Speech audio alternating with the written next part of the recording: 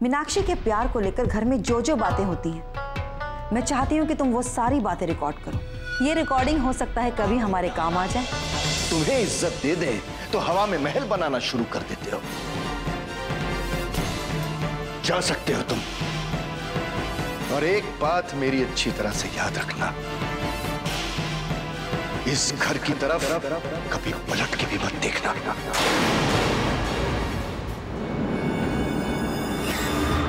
त्यागी जी तो शायद इसी उम्मीद में होंगे कि मैं उन्हें सारी खबरें दूंगी और वो ये खबरें मुख्यमंत्री जी तक पहुंचाएंगे।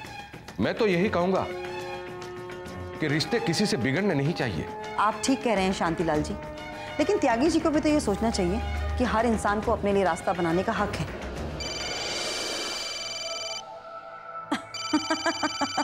लीजिए, त्यागी जी को याद किया और उनका ही फोन आ गया। पहले मैं इनके पीछे भागा करती थी, अब ये मेरे पीछे भाग रहे हैं। नमस्कार त्यागी जी। नमस्कार रजनी जी। माफ कीजिएगा त्यागी जी, आज दरअसल दिन भर इतनी भागदौड़ में रही कि मिलने आने का वक्त ही नहीं मिला। समझता हूं मैं, आपकी व्यस्तता मैं समझता हूं, इसीलिए रात होने को आई है, पर अब भी मैं आपका इंतजार कर रहा हूं। क्या हो गया त्यागी जी, कोई खास बात है क्या? हाँ, बात तो खास ही है। कुछ खास बात करनी थी आपसे, अगर आ जाती तो बहुत अच्छा होता। अगर मैं कल आऊं तो, क्योंकि आज मैं थोड़ा ज्यादा थकी हुई हूँ। अरे आप थक कैसे गईं? ये कोई चुनाव का मौसम थोड़ी है। भाई आपने तो इतने चुनाव प्रचार किए, तब आप नहीं थकती थी, हैं? आ जाइए आ जाइए, आज ही मुलाकात हो जाए तो बहुत अच्छा रहेगा। क्या है कि बात बहुत जरूरी है, मैं आपका इंतजार कर रहा हूं। ठीक है त्यागी जी, आपकी बात भला मैं कभी टाल सकती हूँ? मैं आती हूँ।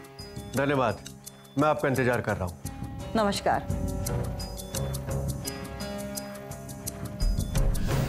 अब आया ऊंट पहाड़ के नीचे।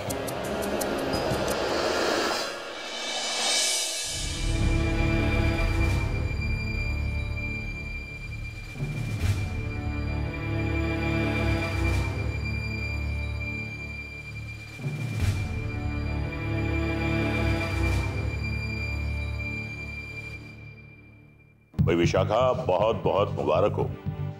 तुम्हारे बेटी की शादी तो पूरे शहर में अब एक बहुत बड़े चर्चा का विषय बन गई।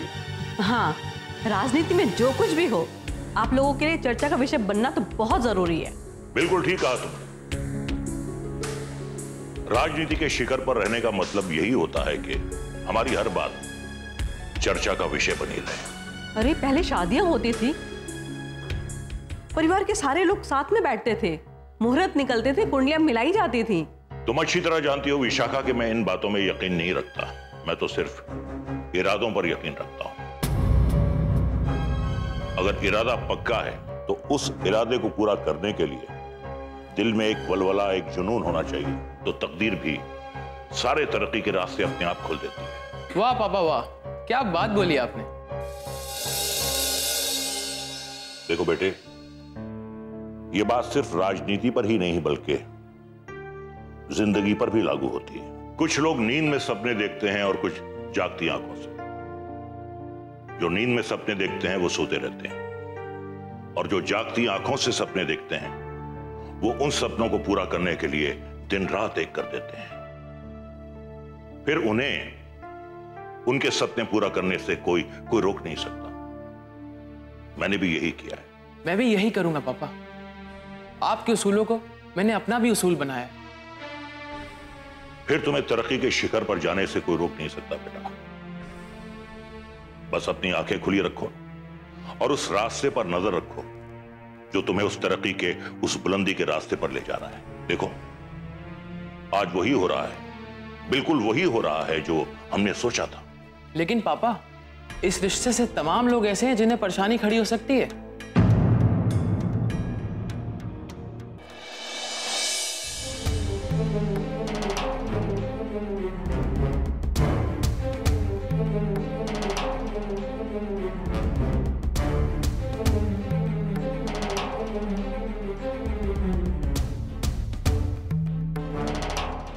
कितना मन बड़ा रखा है तुमने बच्चों का।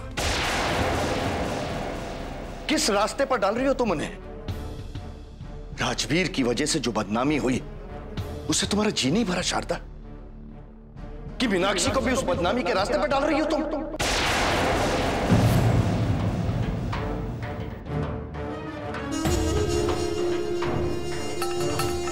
ये क्या कह रहे हैं आप मुझ पर इल्जाम लगा रहे हैं। बच्चों को गलत रास्ते पर मैं डालना चाहती हूँ। अगर राजवीर घर से विमुख हुआ है तो वो आपकी वजह से, और आप मुझे दोषी ठहरा रहे हैं।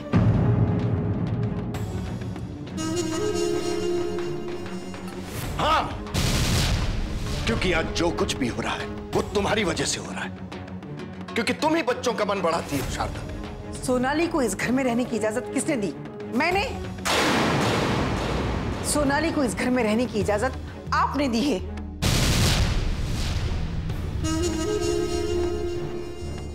अगर राजवीर को शिकायत रही है तो आपके लिए, क्योंकि आप उसे समझ नहीं पाए। लेकिन मीनाक्षी के मामले में ऐसा क्यों हुआ?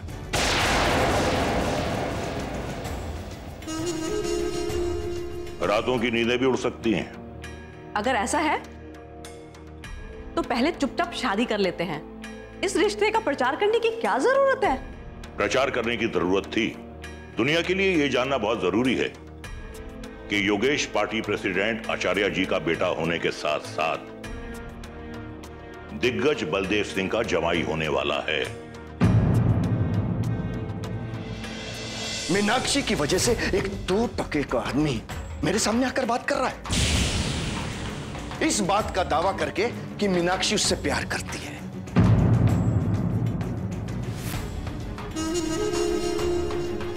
क्या चाहती हो तुम? हा? क्या चाहती हो? इस खानदान की मान मर्यादा का कोई लिहाज है कि नहीं तुम्हें? आप उसे क्यों डांट रहे हैं? अपनी राजनीति के लिए उसकी खुशियों से खेलना चाहते हैं आप? आप बच्चों पर अपनी सोच का पहरा नहीं बिठा सकते। और ये शादी योगेश के लिए ना जाने कितने रास्ते खोल देगी। आपकी बात बिल्कुल ठीक है, लेकिन शादी ब्याह का मामला है। मैंने अभी तक लड़की को नहीं देखा है और ना ही घर में बैठकर इसके बारे में कोई बात हुई है।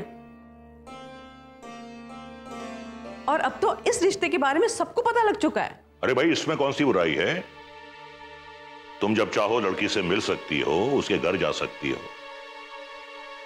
आखिर वो बलदेव सिंह की बेटी है, किसी ऐरे गैरे की नहीं। और बेटा, इस रिश्ते को आगे बढ़ाने के लिए पहल तुम्हें करनी है। योगेश बेटा, तुम खुद मीनाक्षी को फोन करो, उससे बात करो, उसके साथ थोड़ा वक्त गुजारो, एक दूसरे को समझने की कोशिश करो। जी बाबा, आप बिल्कुल सही बोल रहे हैं। अपना जीवन साथी चुनने का अधिकार हर एक को है, और यह अधिकार कोई किसी से छीन नहीं सकता। एक बात अच्छी तरह से समझ लो शारदा, अब ये शादी मेरे सम्मान की बात बन चुकी है, और मीनाक्षी की शादी योगेश के साथ ही होगी।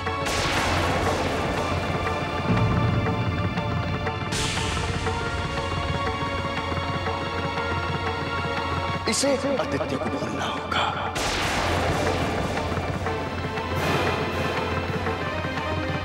किसी भी हालत में भूलना होगा। एक बात आप भी अच्छी तरह समझ लीजिए, आज तक मैंने आपकी किसी भी बात की खिलाफत नहीं की। लेकिन ये मामला मेरे बच्चों की खुशियों का है, और मैं आपको अपने बच्चों की खुशियों के साथ खेलने नहीं दूंगी।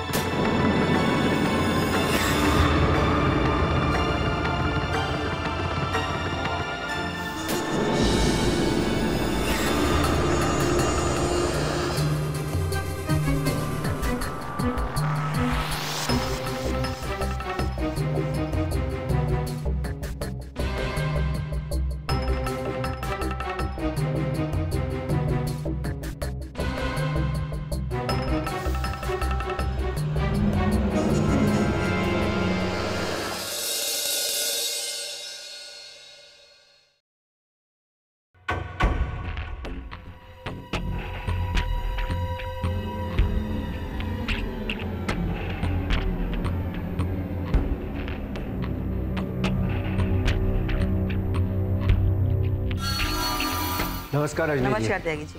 नमस्कार, आइए बैठिए। भाई शॉर्टकट लेना अच्छी बात है रजनी देवी जी। आपने तो शॉर्टकट मारा और सीधा मुख्यमंत्री जी के पास पहुंच गए हैं। इस बात का तो मुझे अंदाजा ही नहीं था कि आप ऐसा भी कर सकती हैं। मैंने कोई शॉर्टकट नहीं अपनाया है त्यागी जी। मैं भी उसी रास्ते पर चलकर पहुंची हूँ जिस रास्ते पर चलकर आप पहुंचे। मैं विधायक हूं, विधायक पिछले 5 साल से। और आप क्या हैं? हाँ? कुछ नहीं। मैं एक विधायक होने के नाते वहां पहुंचा हूं। हम दोनों के पहुंचने के रास्ते अलग अलग होंगे। एक बात याद रख लेना रजनी देवी जी,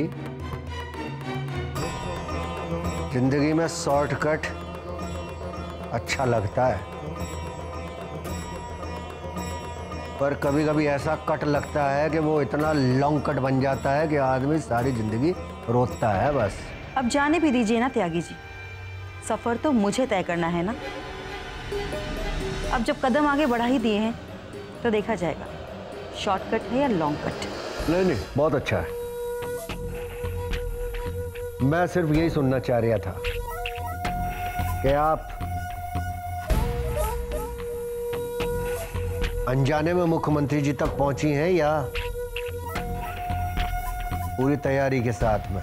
अब देखिए त्यागी जी, राजनीति में लोग अपने सारे विकल्प खुले रखते हैं, क्योंकि किसी को भी ये नहीं मालूम होता है कि किसको कब किसकी जरूरत पड़ जाएगी।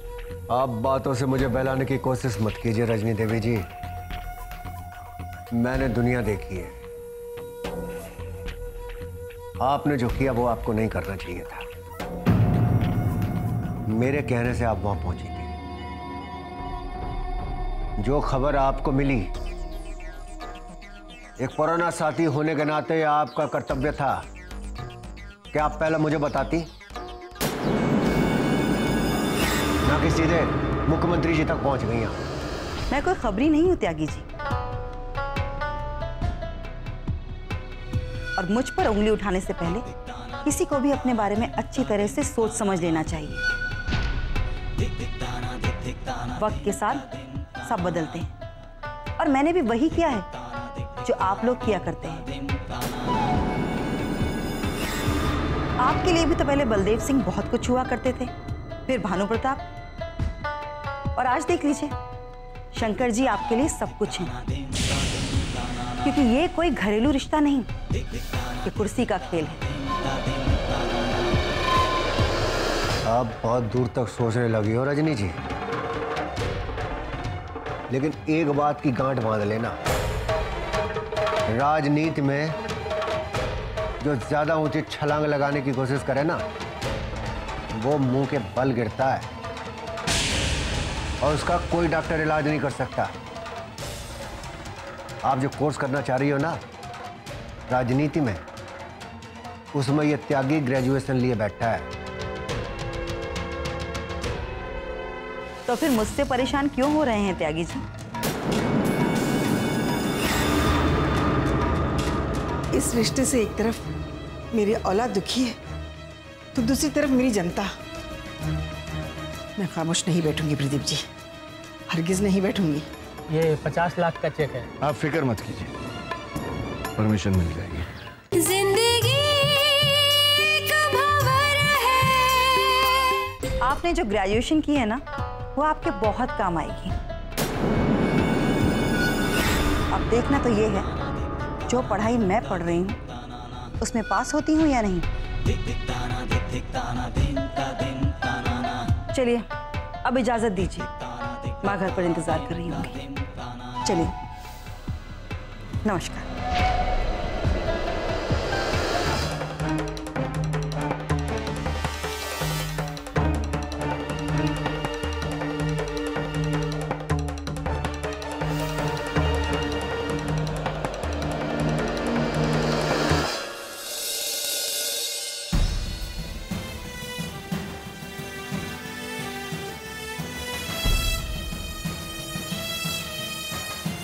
क्या बात है प्रदीप जी? जिस बात का अंदेशा था मैडम वही बात होने लगी है। मेरे को समझी नहीं, किस अंदेशे की बात कर रहे हैं आप? यही बात के मैडम कुछ न कुछ तो उतल पुतल होना ही था। अब ये बात कोई छोटी खबर तो है नहीं कि आचार्य जी के बेटे के साथ में मीनाक्षी का रिश्ता तय हो रहा है।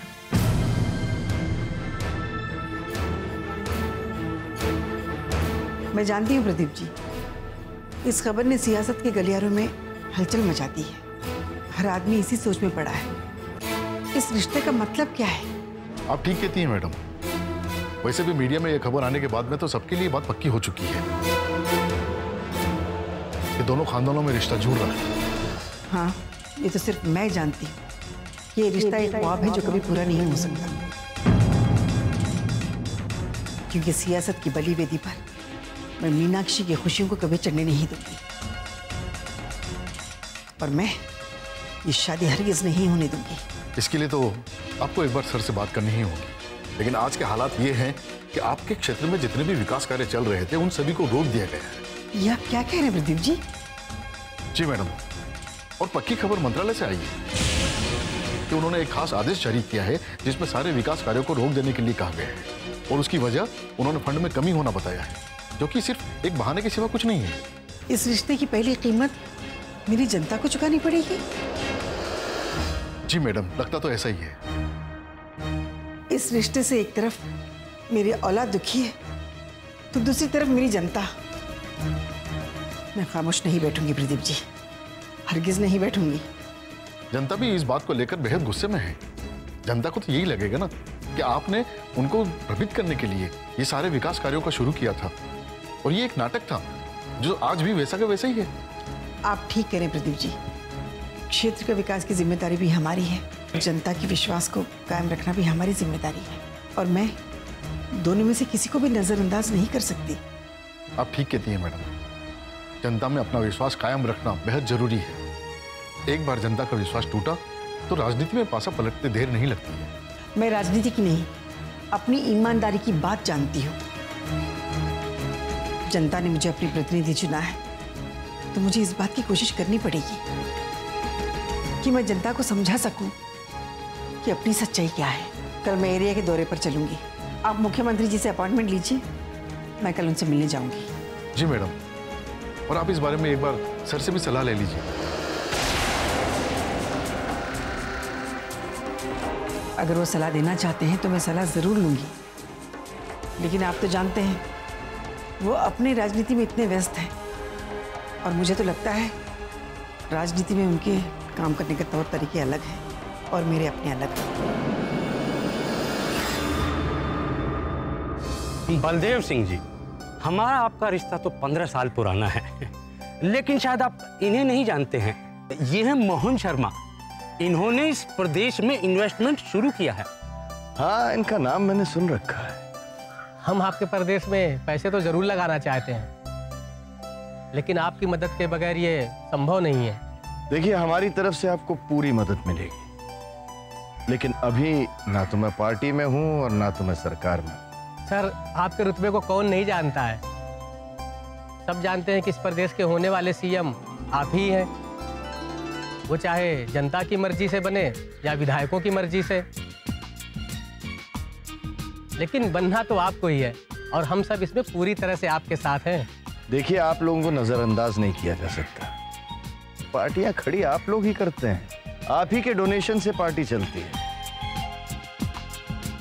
आपके दिए डोनेशन से कोई भी पार्टी चुनाव लड़ती है। अब कुर्सी पर बैठने के बाद आप लोगों का ख्याल तो रखना ही पड़ेगा, यही राजनीतिक परंपरा है। बलदेव सिंह जी, हम सामने तो नहीं आ सकते, लेकिन हाँ, चुनाव में जो भी खर्च होगा आप उसकी फिक्र बिल्कुल मत कीजिएगा। हमने तो सुना था कि आप नई पार्टी बनाने वाले हैं, उसके लिए भी हमारा पूरा सहयोग आपके साथ है। ये 50 लाख का चेक है, इस पर मैंने किसी पार्टी का नाम नहीं लिखा है। आप जिस पार्टी का नाम लिखना चाहें लिख लीजिएगा। ये मेरी ओर से पहला सहयोग है।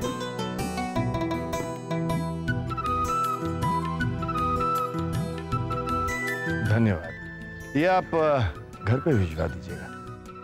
ठीक है जी। देखिए, मैं सरकार में नहीं हूं, लेकिन विधायक तो फिर भी मेरे साथ हैं। सरकार से अपनी बात मनवाने की क्षमता मैं फिर भी रखता हूँ। हाँ हाँ बलदेव सिंह जी, इस बात से कौन इनकार कर सकता है। दूसरे प्रदेशों में भी मेरा बिजनेस काफ़ी फैला हुआ है। तमाम तरह के डिस्टिलरीज मेरे हाथ में हैं और तमाम तरह के सरकारी ठेके मैं ही संभालता हूँ और किसी भी प्रदेश में किसी भी सरकार पर सवाल नहीं उठता। देखिए, काम तो होना ही चाहिए, तभी तो जनता संतुष्ट होती है। मैं चाहता हूँ कि यहाँ का कॉन्ट्रैक्ट भी आप मुझे ही दिला दें। जीवन नगर के पास से कुंती नदी निकलती है। मैं चाहता हूँ कि वहाँ की रेत निकालने की परमिशन मुझे ही दे दी जाए। इसमें कौन सी मुश्किल बात है? बलदेव जी की श्रीमती जी यहाँ की विधायक हैं। उनके एक दस्तखत से परमिशन मिल जाएगी। आप फिक्र मत कीजिए, परमिशन मिल जाएगी। आप मुझे फाइल दीजिए। आपके फैसले का इंतजार हम सबको है। जो फैसला हो आप हमें बता दीजिएगा। ठीक है। आपके घर से जो आचार्य जी का घर का जो रिश्ता तय हुआ है, इसी वजह से मुख्यमंत्री जी ने विकास कार्य रुकवा दिए। ये सबको मालूम है कि बलदेव सिंह को पार्टी से बर्खास्त कर दिया है। शायद ये रिश्ता मुख्यमंत्री जी को रास नहीं आ रहा है। जिंदगी एक भंवर है। छोटी नहर पर पुलिया नहीं होने की वजह से गांव का संपर्क टूटा हुआ है। अगर दूसरे गांव के लोग हमारे गांव में आना चाहे तो लगभग 8 किलोमीटर का चक्कर लगाना पड़ता है। पुलिया बनाने का कार्य चल रहा था और दोनों गांव के लोग खुश थे कि अब आना जाना आसान हो जाएगा। काम पूरा होने ही वाला था, लेकिन काम को बीच में रोक दिया गया। मैं जानती हूँ, एक नहीं बल्कि सारे विकास कार्य रोक दिए गए हैं। सरकार अपनी तरफ से सफाई तो दे रही है, लेकिन फिर भी मैं मुख्यमंत्री जी से मिलूंगी,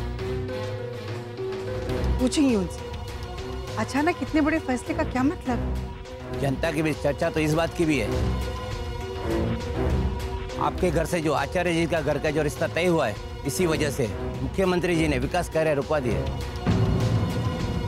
ये सबको मालूम है कि बलदेव सिंह को पार्टी से बर्खास्त कर दिया है। शायद ये रिश्ता मुख्यमंत्री जी को रास नहीं आ रहा है।